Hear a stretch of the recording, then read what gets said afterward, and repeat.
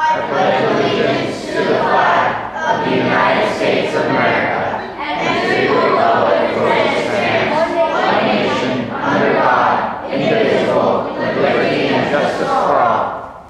Scout oath. On my honor, I will do my best to do my duty to God and my country and to obey the Scout law, to help other people at all times, to keep myself physically strong, mentally awake, and morally straight. Scout law. Scout is trustworthy, loyal, helpful, friendly, courteous, kind, obedient, cheerful, thrifty, brave, clean, and reverent. Outdoor code. As an American, I will do my best to be clean in my outdoor manners, be careful with fire, be considerate of outdoors, and be conservation-minded. 2. True bees kill garden bees.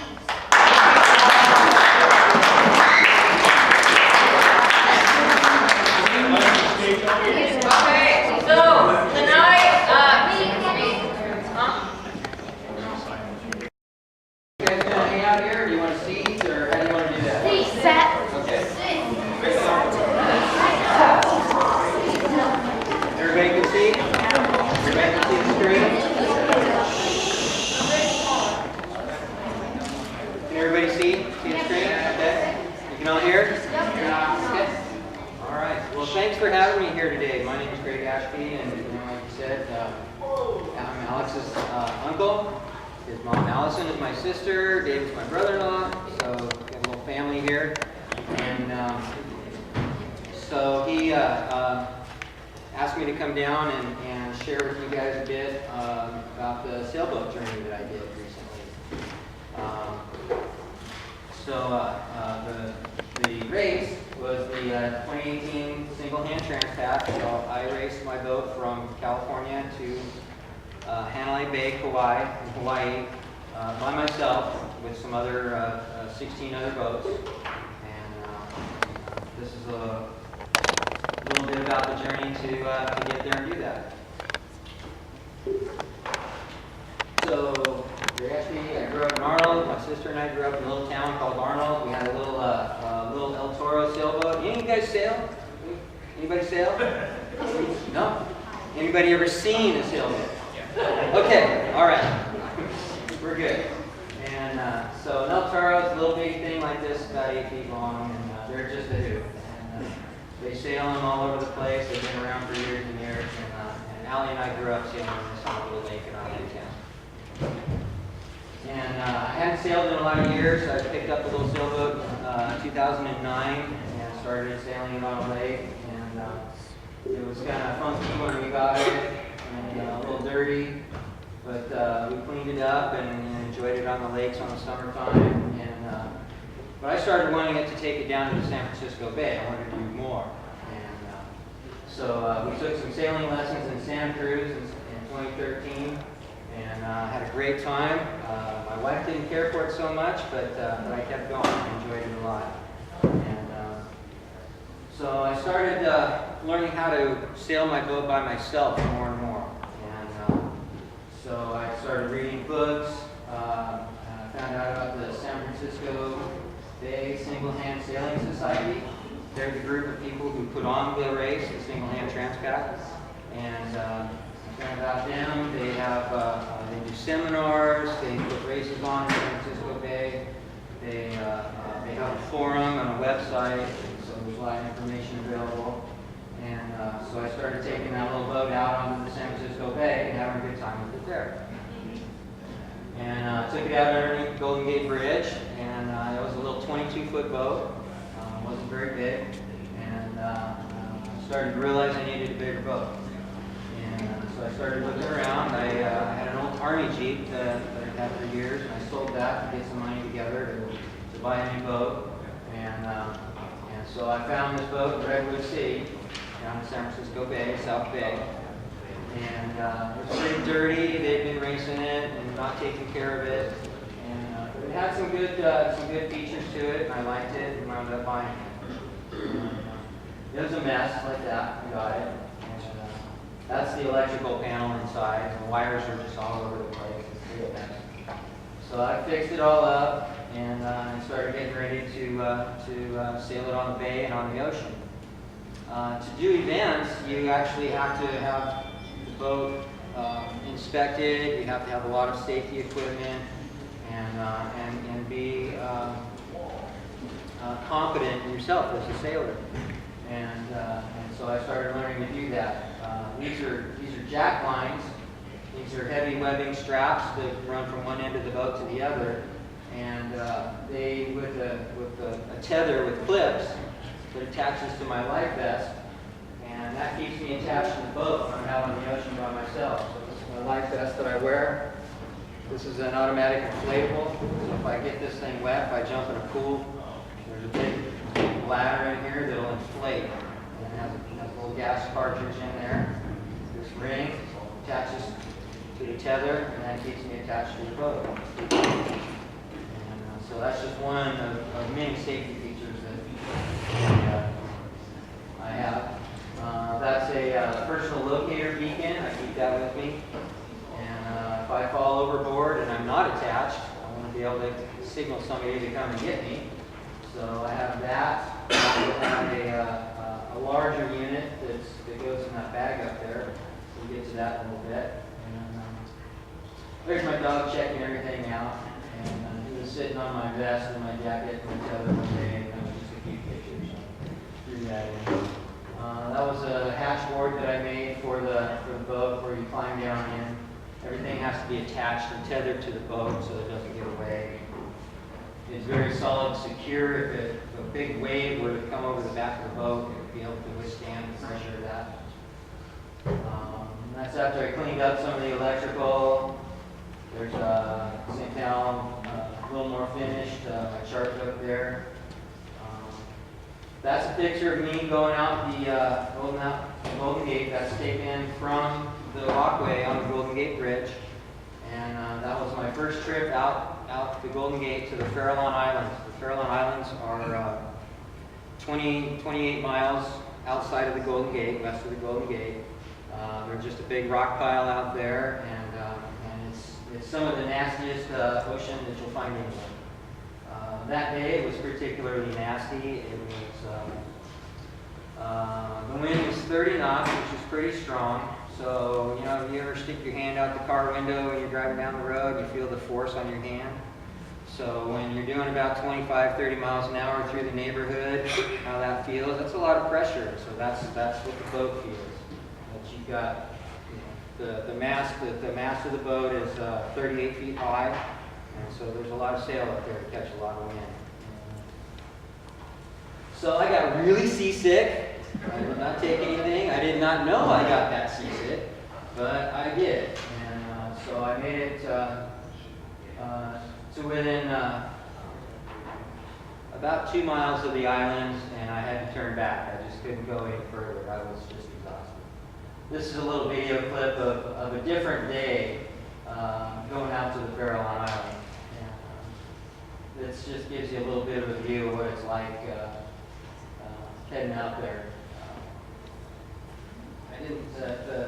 The camera is mounted on the rail on the back of the boat, so you know it's hard. You got to tilt your head just right to get the idea of the horizon. The boat leans over quite a bit as you're going along, and it bounces along through the waves. And the windier and rougher it gets, the rougher the ride is. It's very challenging. And so some more safety equipment. This is an emergency rudder. So the thing we steer the boat with, we have to have a backup for it to do these ocean races. And so I, with some help with some friends who built that metal bracket, and then I built the fiberglass rudder foil there and tiller. And it goes on the back of the boat in case my main rudder breaks, so I have a backup. That's a ladder, a boarding ladder that I made out of rope, but I had a spare piece of line, and I used some knot tying to build that rope ladder, and those attached to the back of the boat off the side, and so I can reach and grab it, and I can climb back in the boat if I happen to get off the boat. That's the life raft I carried during my qualifier. That's the ditch bag. So that's the an emergency supply bag. So in that bag I have flares, another emergency EPIRB. Does anybody know what an EPIRB is? Emergency position EP indicating radio beacon. And so when you turn it on, it sends out a signal to the Coast Guard, and they can send out rescue resources, and it sends out GPS information and lets them know where you're at, so they can help you out. So in there I have emergency water. I keep a first aid kit. I have an emergency water maker, a desalinator, little packets of water. I have some various different types of flares, and just some energy stuff. I got a little bit of sea rations, just emergency food to get you by for a few days in case you have to ditch the boat. So that's only in case of emergency. If the boat sinks, then you get the life raft, you get the ditch bag, and you're in the water. So that's the picture of my GPS. On the qualifier, we go 200 miles offshore to 126.40 west, 126 degrees 40 minutes west. So which is 200 miles, and then we turn around and go back. And that's a screenshot of the tractor course as I went out and back.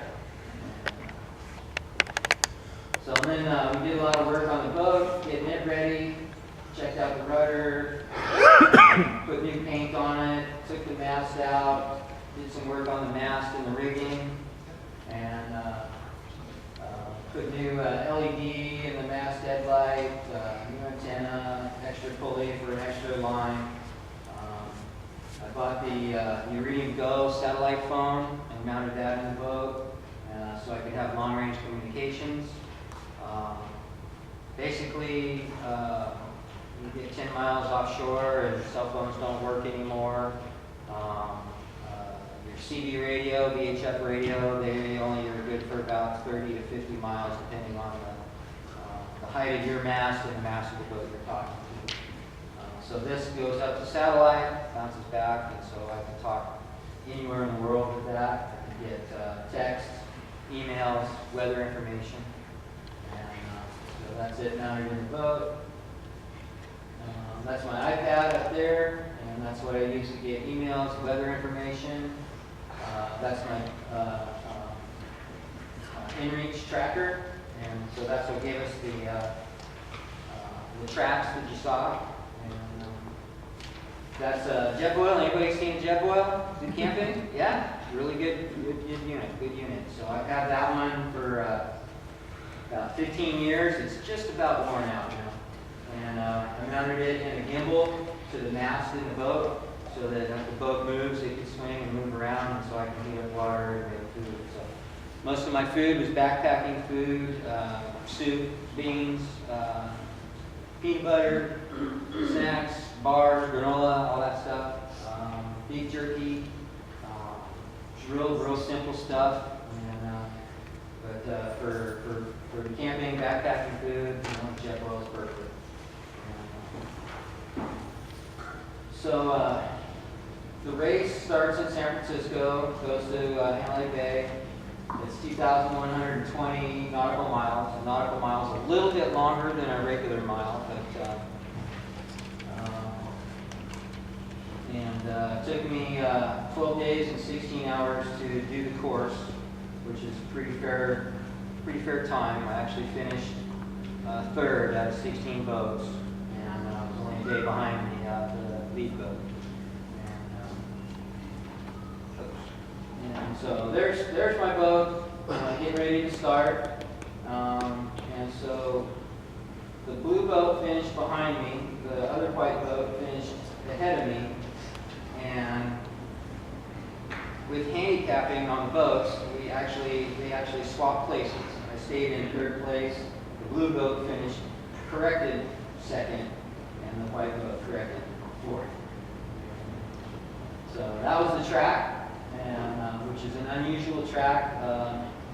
Most of the time, the weather causes us to dip a little further south before you go across, but out here we have a really straight shot across, which helped account for the short period of time to get there.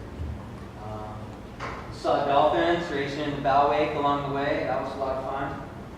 And only one time I saw albatross, great big albatross, booby, some other birds. Didn't see any whales on the trip until I got back to California. So that's out there in the middle somewhere. It's one day that I have a big red kite up, and it's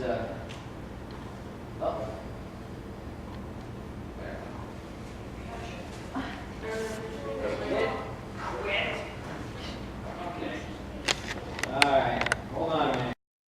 So let's go on. Let's go. How many times did you need to drive the Spinnaker?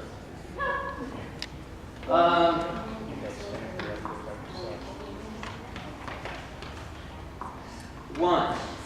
And the Spinnaker was really a bad deal on this race. The wind speed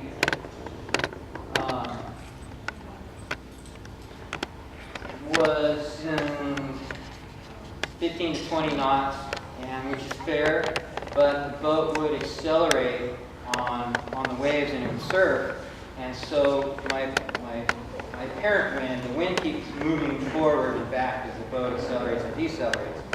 So I never had a really good downwind angle, even if I cracked way off, which put me too much mileage on the course.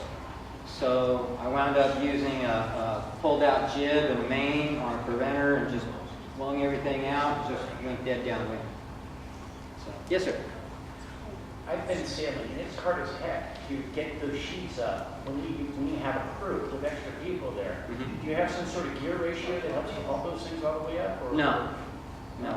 Just your arm. Yeah. There you go. It's a 30-foot boat, so it's right on the cusp of not being overly heavy to manhandle. But one thing that I wound up with was the amount of time that it takes to haul the kite up as I'm hoisting. If I get a funny wave and the autopilot doesn't correct quickly enough, the boat starts to round and then this kite fills. And so I wound up twice with it filled early, and I wound up having to dump it in the water because I couldn't keep a hold of it. And so I put it in the water twice, and I wrapped it on the head stay twice. And I was done with it after that. So it was, it just wasn't a really good year for. I've had the thing up and 30 knots of wind, doing 15, 16 knots boat speed, and just trucking. And but it just wasn't happy. So it was best. And the difference between the lead boat and me is he flew a 125% jib pulled out, and I flew a 90% jib pulled out. And he just kept inching ahead of me as the days went on. That's where he won it. I got third. So, yeah. The flying fish are a hoot. They would just show up on deck in the morning, and you got these little fish with big flippers on them, and you got to toss them off and clean up, and then they would just fly out of the water in just a stream. I thought they were dragonflies at first, and then I saw some bigger ones. I'm like, wow! And they fly in and out of the waves. They're just a crack up. So, you could actually, see the boat ahead of you? No. I never saw another boat after I left San Francisco Bay. So the first day I saw boats, and then after I didn't see another boat till I got to Hawaii. We could see him. Yeah. We had a tractor. We could. Yeah. Was this in Superior? With the flying fish, would you be able to eating any of the fish that get on here? The ones that land on the boat are pretty small. I've heard of guys eating. They'll get up to about a foot long, and I've heard of guys eating them. And some people like them. Some say they're more like a sardine, kind of salty. But I haven't. So you said that the second place in the fourth for a switch because of a skip? Yeah. So all the boats are a little bit different unless you have two identical boats that they will have a rating. So there's a committee that puts that all together, and so everybody has their own rating, and it's figured in seconds per mile. And so, the blue boat rates 120, my boat rates 111, the white boat rates 98. So we each owe each other a certain number of seconds per mile over the course of the race. And so after that's all calculated at the end of the day, then we find out who wins on the corrected boat. So The lower your number, supposedly, the faster your faster boat. boat, yeah. So let's keep going. And that's when it got a little bit big one day. It was a storm had come through. It wasn't nasty, but it brought up some wind and it brought up a pretty big swell. And I wound up steering that day. The autopilot wouldn't drive that well in it. And it would come up and with the bow of the boat in the trough, the top of the wave was over the back of the boat. It's a 30-foot boat. And I got up to 14 and a half knots coming through there that day. Yes, sir. Did your ship have a name? Yep. It's a nightmare. So it's a lot of fun. That's a good name. How much power did you make with the solar panel? So I have 200 watt, two 100 watt panels, and it worked out really well. I didn't follow exactly what it was putting out, but even on the overcast days, and it was overcast the first 7 days, and I had power. I could run the autopilot all night, most of the day, and always had power. Run the instruments and lights all the time. Yes, sir. What kinds of weather was it? Was it hot all the time or cold? No, most of the time it was overcast, and in the beginning it's cold, and as you get closer to Hawaii, it starts to warm up. So about day 8 or 9, I could get down to t-shirt and long pants, not having to have extra layers on. My foul weather gear up there is pretty warm and waterproof. And, so it was 3 days before I could even unzip my jacket. It's cold. And it's wet because you're going into the wind, or you're hitting the waves are splashing over the boat. The boat's wet, you're wet, everything, anything that leaks, you got water coming in the boat, it's just a mess. It's just cold and wet and miserable. And a lot of rainbows. I saw a bunch of rainbows. Beautiful sunsets all the time. So there's a boat in Hanalei Bay, Kauai, and that's the mountains in the background there. And, I finished at night. I finished at 3:30 in the morning, and it was pouring rain. It was pitch black. I'm using my iPad there with my charts to guide myself in, and I'm talking to the ground crew on the radio, and they're coming out in a little bitty boat to come get me and help guide me in, and that was probably one of the scariest times because I could hear the surf over here and I could hear the surf over there, and I didn't really know where it was, and I couldn't differentiate between anchor lights of boats in the bay or street lights from the roads and the houses on the hills, and it was just, there were lights, there was waves, it was pouring rain, and I didn't know, I'd never been there before, so I had no inside knowledge, just following my chart and following guys on the radio and say, yeah, just keep going the way you're going, and you're almost there, and we'll meet you in a minute. So Was it a race to Hawaii or was it Hawaii and back? it was just to Hawaii, yeah. So, and that's an aerial view of Hanalei Bay, and that's a little closer view. The little tiny one up there in the middle is me.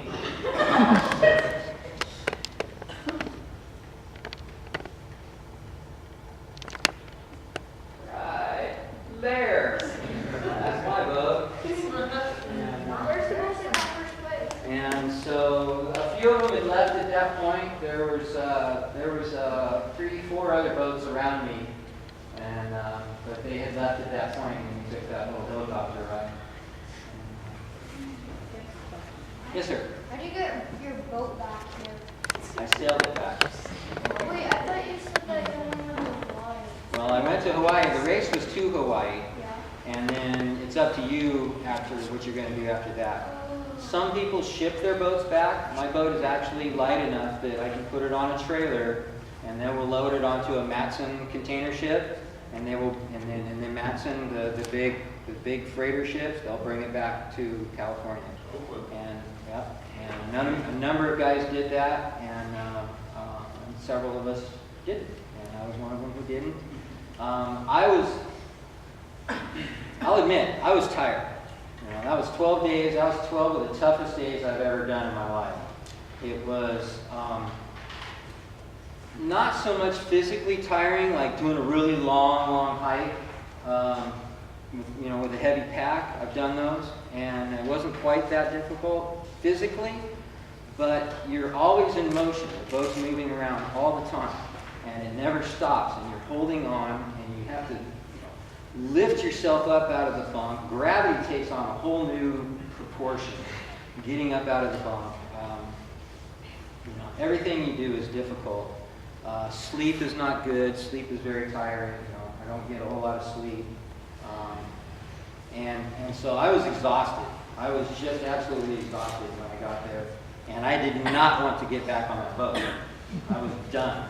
And I put it on Craigslist. I put it for sale. I called people. Do you want to buy my boat? Can you sell my boat for me? Do you know anybody who might want to buy my boat? And so that didn't happen. So we stayed there. I stayed there 12 days, and then I just got to that place where everybody's leaving and it's time to go home. So I got more food and water, put it on the boat, and I hauled anchor and headed home. Did you single hand that, or did you Yes. take a crew? Yeah. What was your first meal hitting land? First meal hitting land. I don't know. On land, well, when I got there, I heated up some water, and I had the option to go ashore or stay on the boat. I decided to stay on the boat because I figured, I was going to have land sickness. You get off a boat after you've been on a boat in the ocean for days, and everything moves around. You got a little sway going all the time. And so I figured I'd stay on the boat. I was tired. I was ready to sleep. So I heated up some water, poured it in a bag of beans, and I fell asleep. And then I woke up and ate my beans. They were plenty cold by that time. And so on shore, what did we get on shore? I don't know. I think I had a papaya. There was a lot of fresh fruit, and I think I had a papaya. Yes, sir. Did you feel like you were spinning around when you were going to sleep when you're on land? Not real spinny. It's not real spinny, but it just feels like you're on the water still.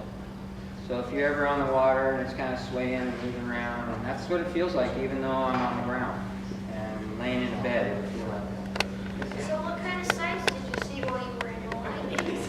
So, well, we took a neat helicopter ride. We rode all around the island. We had a car. We drove to Waimea Canyon, which they call the Grand Canyon of the Pacific. And I don't think I have any pictures of that on here.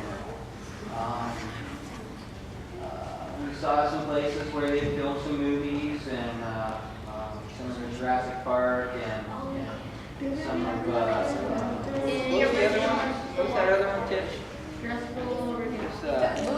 Yeah, Jumanji. I think they shot some Jumanji out there. And the newest movie The Rock just finished was the Jungle Cruise. Yeah, where they were shooting Yeah, that one definitely. Wait, so Okay.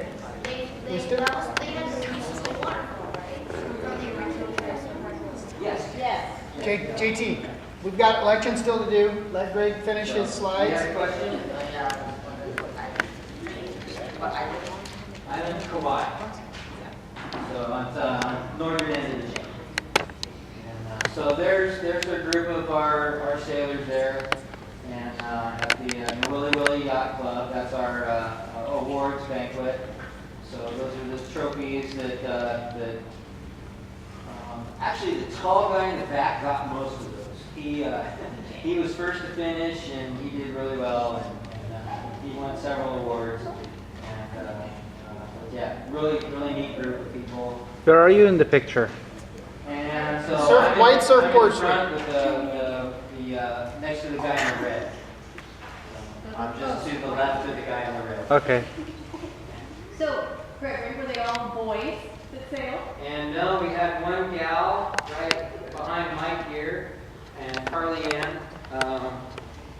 She sailed her Freedom 38 and did pretty well. And, so that was her first time doing that. She'd been preparing to do it for several years.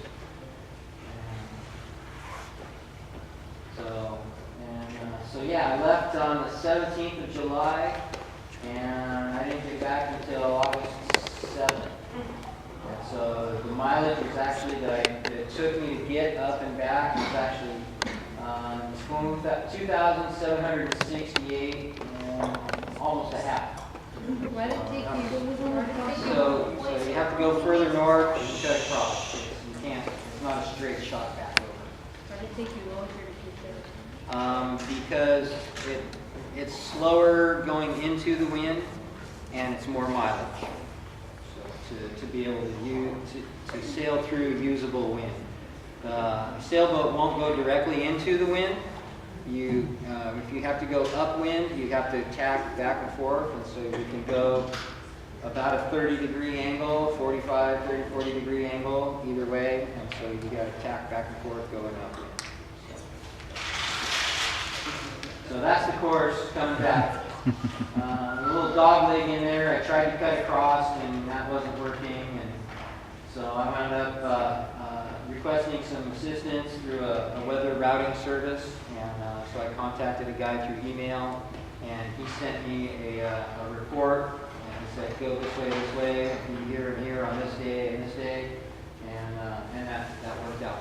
So I'm able to continue north and cut across. What's the over in San Francisco and then over? So those were just some other waypoints that I have in the tracker. So it just showed up on the screenshot.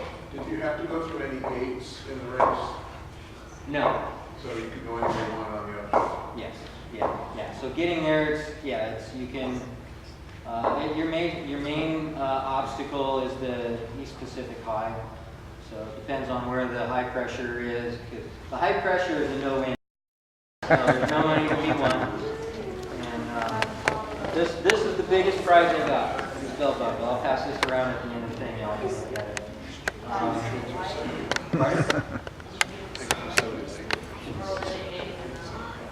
You get this for finishing the race.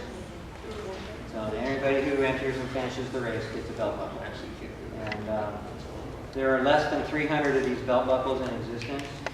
More people have summited Mount Everest than have done this race.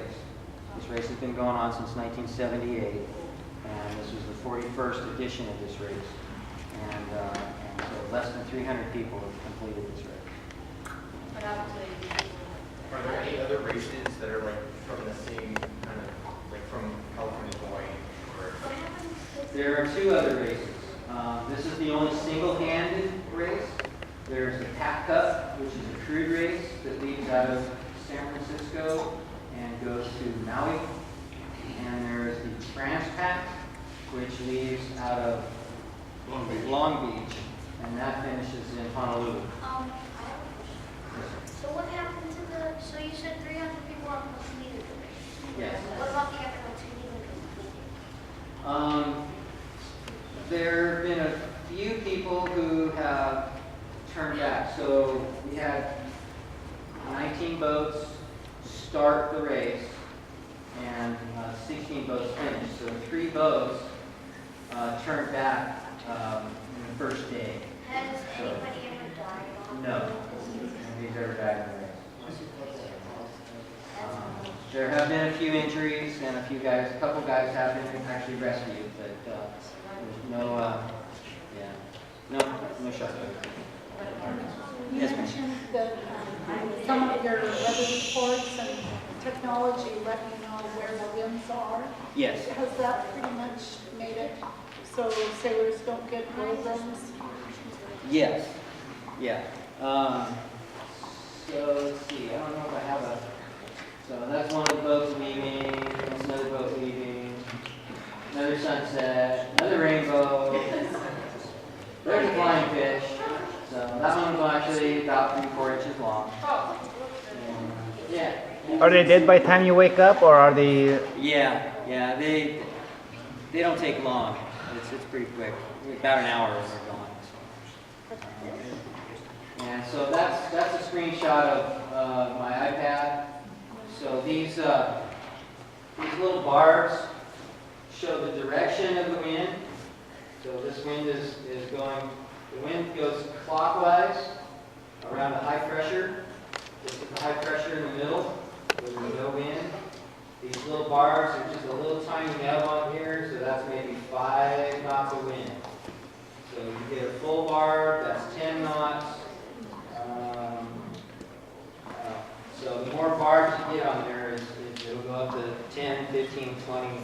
And so it'll tell you how fast the wind is, how strong the wind is, how fast it's blowing, which direction it's coming from. And then it'll show you where that pressure zone is. And so that's where I don't want to be. And I am the blue triangle in the bottom left corner. And so that's my track going up to the first. This is the first mark right up here. So I sailed up to that mark. The wind was dying out, and I motored from here over to here, which was a little over 100 miles. And I used up about 15 gallons of fuel on my motor getting there. And then I had a small reserve for emergencies in case the wind died when I was trying to get back into the mission. The red line was the position that I initially set my course from. And so as I moved up, I also moved a little more easterly in my course. And so you can see the triangle is pointing a little bit more to the right than straight up to the mark. So that's what was happening, was I was moving a little bit easterly as I was going north. There's a freighter out in the middle of nowhere. And so I have a little alarm on the boat that senses when those guys are nearby, and so I can, if I'm sleeping, it'll wake me up or let me know where they're at. That's just a view of the ocean in the middle of nowhere. So it's a really pretty shade of blue. It's an amazing shade of blue. The water's crystal clear and beautiful.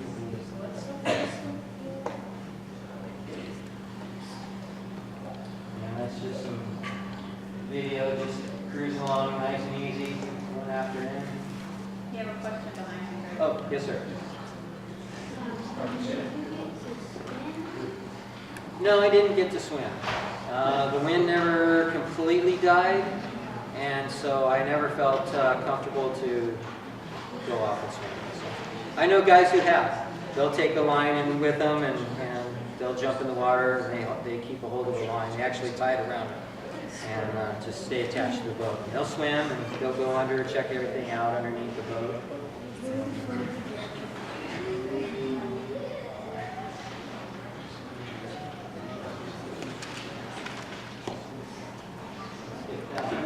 So there's a little shot of inside the boat. And so that's my bunk. I got a sleeping bag and just a little bunk there. And there's a small sink and an ice box off there to the left. Moving along.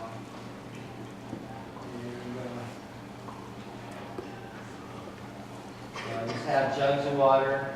And, there's a little storage area up towards the front. There's little hammocks. I got some food, snacks in.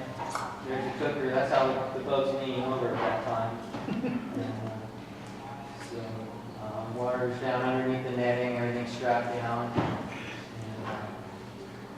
got some spare sails up in the bow, and some more gear over there on the side. And so I have my iPad on a little gimbal right there, get them out, strapped down. So, and this is after I've gone across the high pressure zone, and so I'm pretty much heading east back towards San Francisco now. And how are we doing on time? Do I need to speed things up a little bit? We got about 5 minutes, we got an election. Okay. 5 minutes. Okay. All right. And so, yeah, that's just some little bits of the inside of the boat. And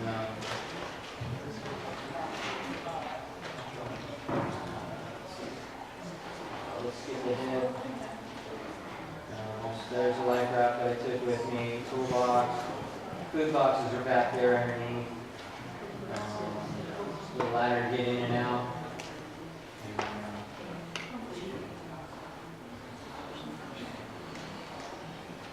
And that's my GPS, and that's the control head for the autopilot.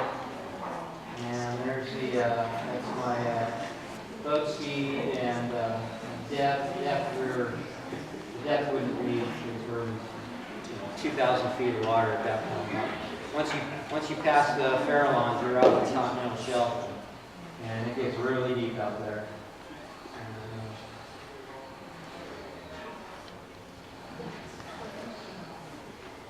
So how heavy is one of those sails?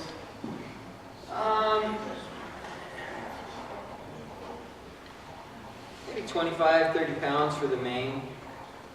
Maybe 40 pounds for the main. Spinnakers weigh 15 pounds. They're pretty light. They're lightweight nylon. You're talking dry weight, right? Yeah. Okay. So hauling a heavy wet spinnaker back on deck is that's a whole nother. And it's usually dry, huh? Yeah. What's that? So it tastes so good when you get that stuff in your mouth. Oh yeah. Yeah, it's really salty. Really salty well.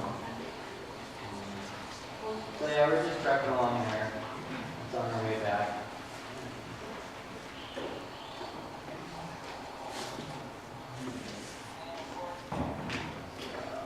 Let's get through those. So there was a nice sunset. This was a really nice night that I had. So the sun went down there, and you guys familiar with any of the planets in the sky? Milky Way, Big Dipper. Yeah. So certain times of year you can see planets, and so Venus was appeared up after the sun was starting to go down off to the west. As I look across the sky to the east was Mars. Mars is a little reddish. And then I got out my iPad and I got the little star chart on there. Star Walk. Anybody seen that on the iPad? Yeah. Yeah, those are neat. So I got that out and I was seeing what else was up there, and I got right up there was Jupiter. And so as the sun continued to go down, all three of those planets were casting a reflection of their light on the water. They were that bright. The Milky Way was just this huge swath through the sky. There was nothing. On the ocean, there's no trees, no buildings, no light, no nothing, and it just goes dark. And then you have horizon to horizon. And the Milky Way is just this big splash across the sky. It was very beautiful and very humbling to be out there at that time. Really enjoyed to experience that.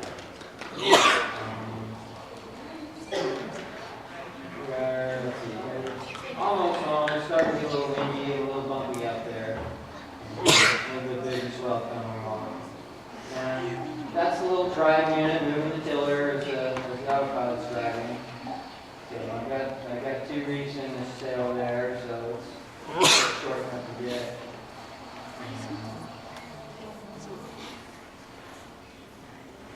And so that's a picture from Cliff. Some folks came out to meet me as I got home. and I was coming in the Golden Gate, and there's another shot, and so I got back, and sailed over to the dock and went and found some food and showered and slept.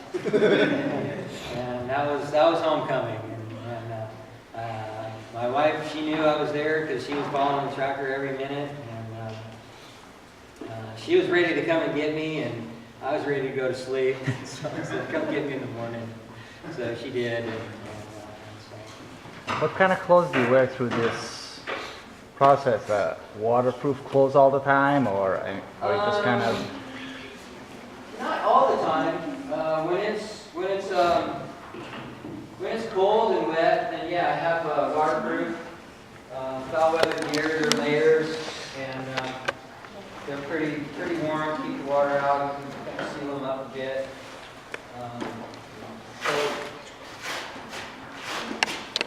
So it's lined and has lots of pockets and reflective on it. It's got a hood in there. It's got a big collar that comes up around your neck, gets you keeps you real warm. So that's most of my complement. A hat with a little ear flap. I don't wear the hood that much, but a hat that keeps the water out of your ears is really handy.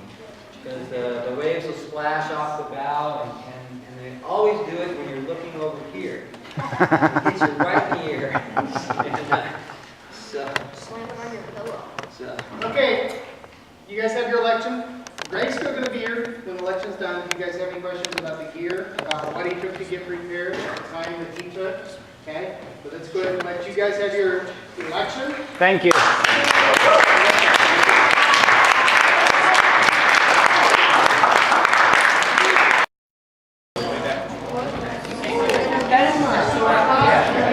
Hey guys! We're going to keep going here, but let's be quiet. Y'all need to be quiet. Give their attention. Hello everyone. Most of you know me, but for those who don't, I am Kyle Leshoff. I am hardworking and very experienced Life Scout, and I am the current ASBL of the troop. I've been part of Boy Scouts of America for about 3 years, and I know which events will make you guys happy, such as Star Wars Night and upcoming shooting, camp out, etc. Just to give a few examples. The idea of scouting is to prepare young boys for the future, and I feel this lacks a part where it gives you the opportunity to plan whatever you want. So I plan to make changes to the way this troop is run when I become SPL by going ahead and putting more power, almost more influence into your hands. Want to go backpacking through Sonora 5 days? Go ahead. Just need to, if you're willing to put in the work and plan it, then it's something the troop can do. 2 examples of this is the Star Wars. An example of this is the November 2nd through 4th camp reads that I'm putting together. Another idea, it could be small as well, such as Luke Hansen's chili recipe. By the way, it tastes good. So there are multiple things that you can do. Just let me or your patrol leader know on your ideas, and it'll come during the PLC, Patrol Leader Conference, to go ahead and become part of the future. Over the years of scouting that I've had, I've learned so much and experienced so many things. I have swum a mile to every peak in Yosemite, and have been to Paris, and even the basics of camping. All of it was tied to scouting. I probably would have never gone on the camp if it hadn't been for this organization. And I want to give all of you that opportunity that I've had. I want you to give more than I've had. And as senior patrol leader, I will make changes immediately. When I become SBL, everybody gets this bag of candy. So does that mean that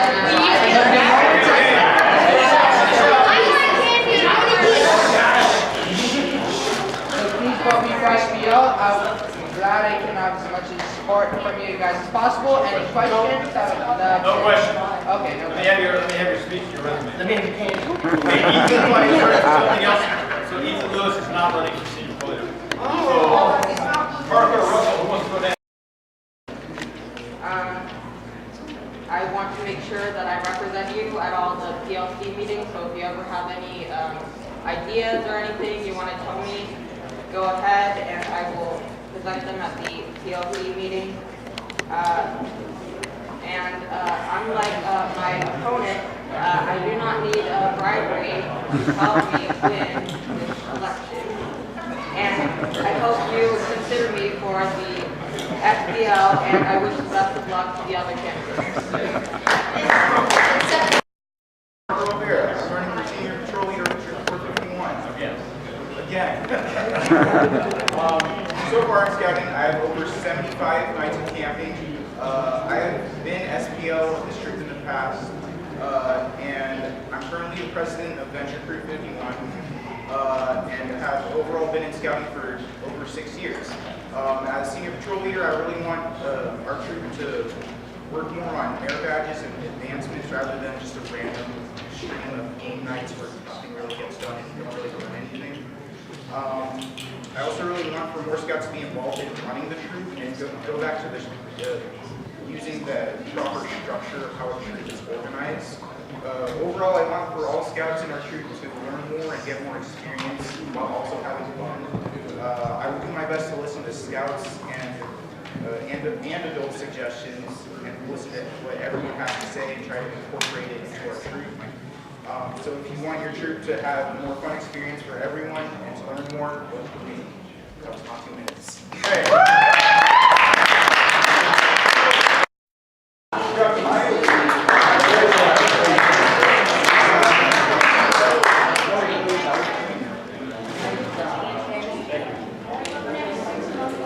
Spirit leader is Jacob.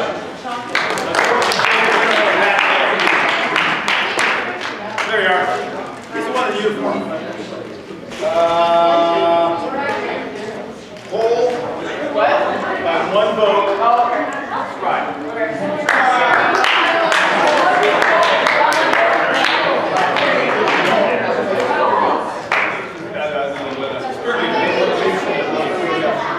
Okay, quartermaster David Crockett.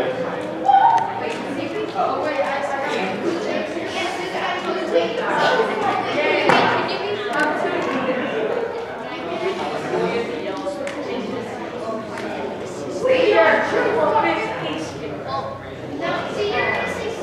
45-1. We are 245-1. Michael Lee.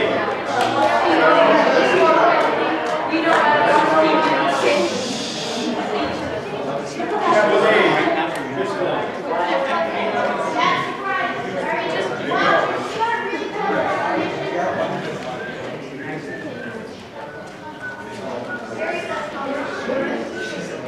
Okay guys, just be quiet, okay? Just about done. Got a friend right there.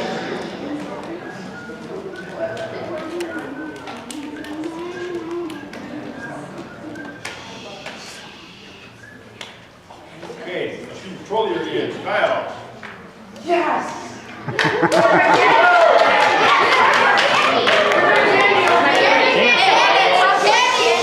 Our assistant chief patrol leader Parker.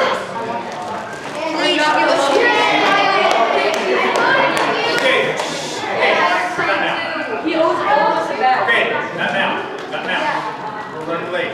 Okay, I'm not going to get these sheets of paper out of my pocket that you guys voted for patrol leader and everything. Would you please, if you were elected patrol leader, come on up and get a patrol leader patch if you don't have one. There's just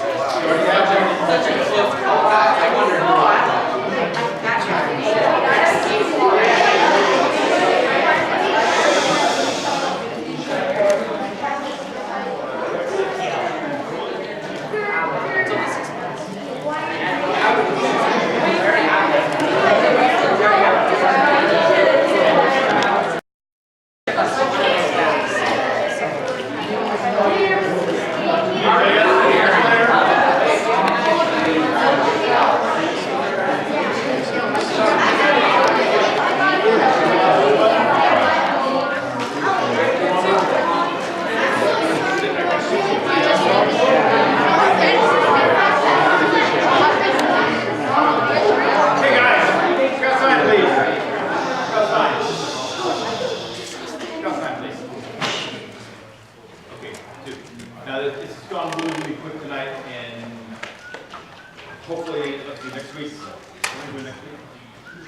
do glass cars next week. Okay, guys, listen. Remember what it is a week from tomorrow? We're having a dinner in here tonight. So a week from tonight, it's going to be all set up for that. So we're not going to meet in here. We're going to meet out in the parking lot and have glass car racing in the parking lot. Okay? So be out till then. And then so then in 2 weeks, be the 8th, we're going to have